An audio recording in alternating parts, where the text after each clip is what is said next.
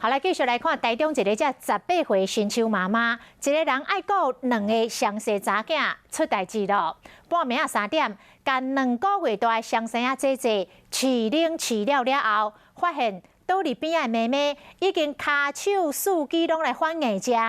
警消到场急救，发现妹妹鼻孔有这个冷水的混液，送到病院来抢救，也是救无转来。初步判定，这个妹妹是呼吸道脱掉的，无愧死亡。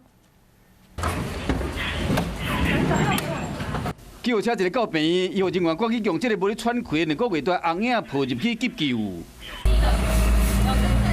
抢救半点钟，医院救无活，对救护车做到病院这个老母，手阁抱另外一个红婴仔，这尾是双生仔。伊讲透早3点饲完这个大汉的，冷了后细汉的都无咧喘气啊。